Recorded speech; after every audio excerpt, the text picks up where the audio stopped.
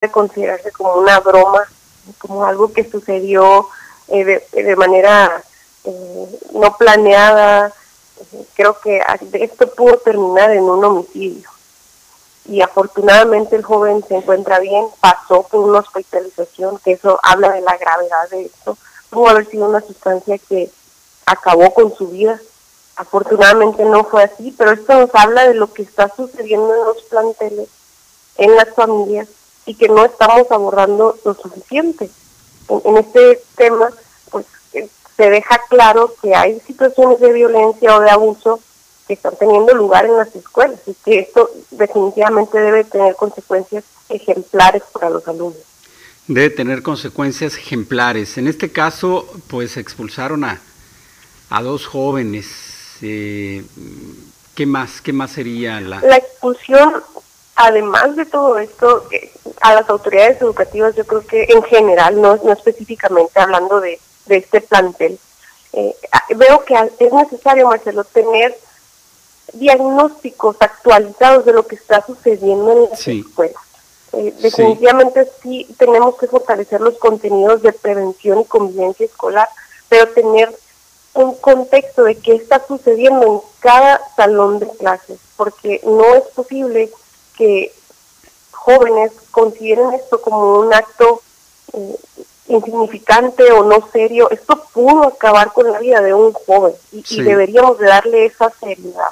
Y esto también nos habla de qué papel están jugando las familias en la vida de estos jóvenes, si se están involucrando activamente en su formación, en acompañarlos, no específicamente en este caso, pero nosotros que estamos constantemente en las escuelas, que tenemos presencia con campañas de prevención, cada que platicamos con los maestros nos dicen el mismo diagnóstico.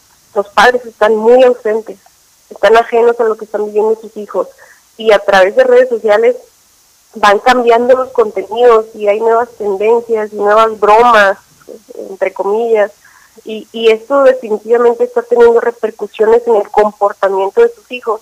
Pero aquí el tema es que en muchas ocasiones están ajenos a lo que está sucediendo. Entonces no se trata de echar culpas, sino de empezar a trabajar de manera colectiva, de asumir la responsabilidad de todos, de acompañar donde organizaciones podamos, de las instituciones hacer su parte, las familias involucradas. Creo que en este tipo de casos la atención que dio el plantel de activar protocolos, de llevar al estudiante a que recibiera servicio médico inmediato. Este son el tipo de situaciones que atienden la crisis, pero el tema es prevenirlo, abordar estos temas para que no sucedan. Claro. Michelle, hablas de un diagnóstico actualizado de parte de las autoridades. ¿Tú tienes alguna idea? En la Fundación Nueva Generación Sonora, ¿tienen algún diagnóstico sobre cómo está en este momento este fenómeno, el del acoso escolar, estudiantil?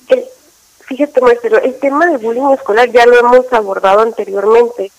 A nivel estatal no hay datos estadísticos. La encuesta nacional de INEGI sí comprende un indicador a nivel nacional donde se consultó a niños y niñas entre 9 y 11 años. Y los datos nos daban que 1 de cada 5, es decir, el 20% de estos niños dijo haber vivido bullying escolar en los últimos 12 meses. A nivel 1 nacional. de cada 5.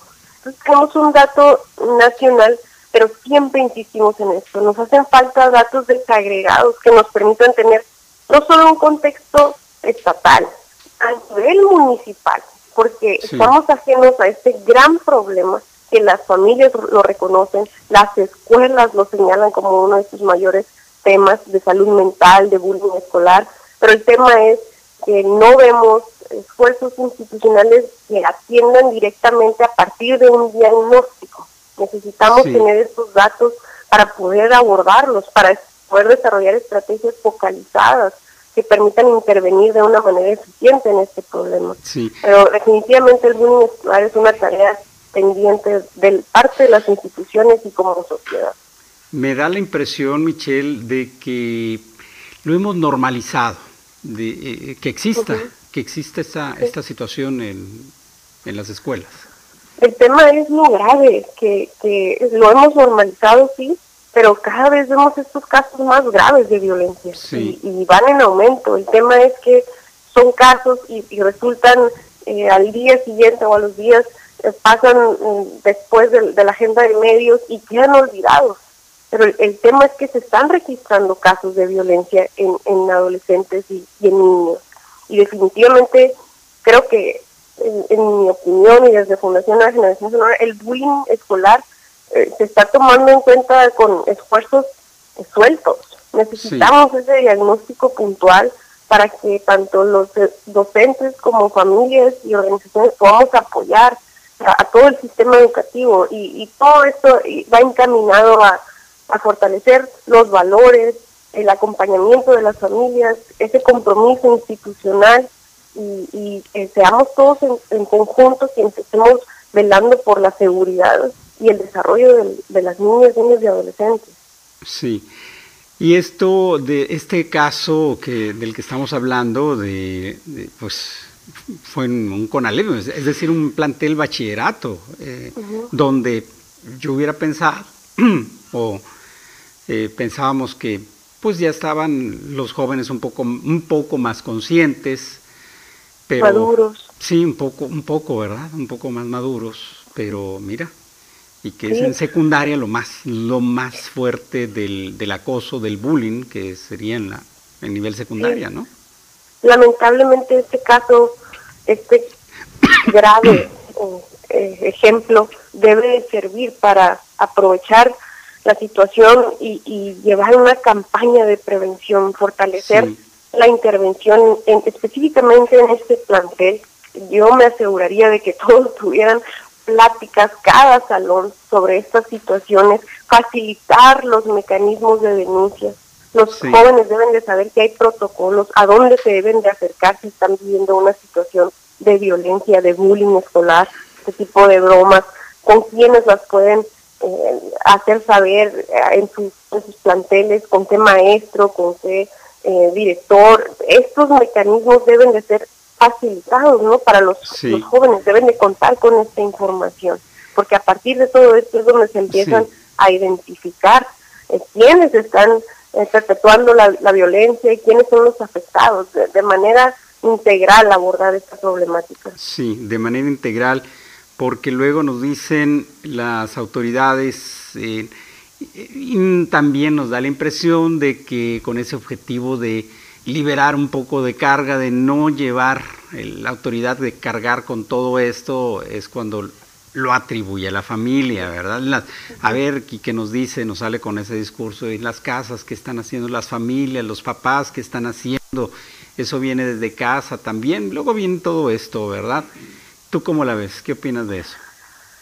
Creo que el interés debería ser cómo les cuidamos mejor, no cómo echamos la bolita a unos a otros, sino reconocer que todos somos parte de garantizar ese entorno seguro para ellos.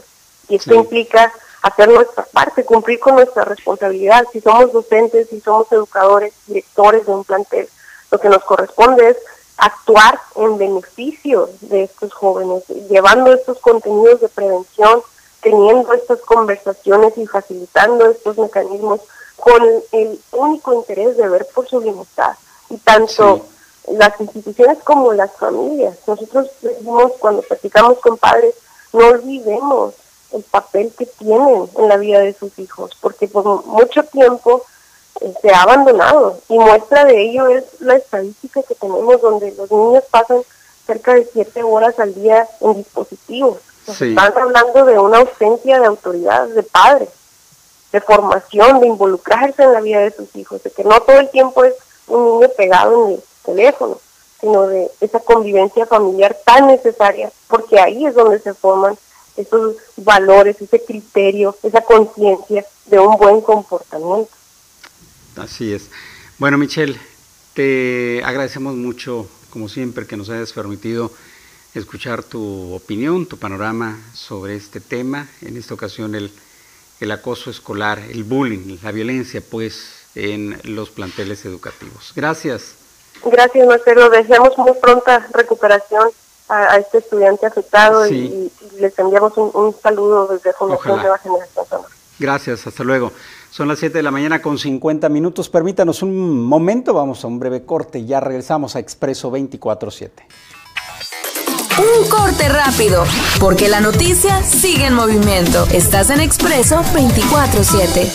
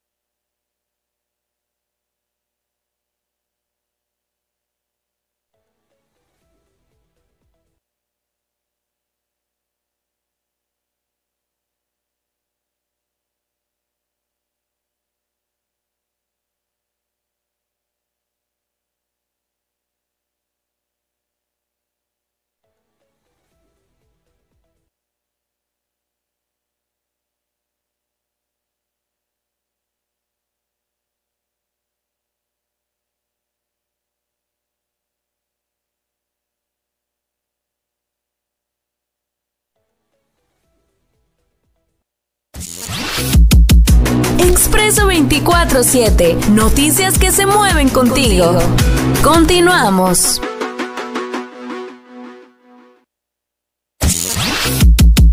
Expreso 24. Estamos de regreso en Expreso 24/7, ya son las 7 de la mañana con 53 minutos, 7 con 53. Le recuerdo la pregunta del día de hoy, nuestro sondeo en nuestras redes sociales, ahí estará, ahí la encontrará, Expreso Web, así nos encuentra en casi todas las redes sociales. En Instagram estamos como Expreso MX, en las demás como Expreso Web. Y tenemos la pregunta del día: ¿en qué condiciones están las calles de su colonia? Y bueno, nos llegan algunos comentarios, como el de Rosy, que nos dice: esa pregunta ni se pregunta, un asco de calles. Jesús Villa, ya sabes, ¿para qué preguntan? Alfredo Rodríguez.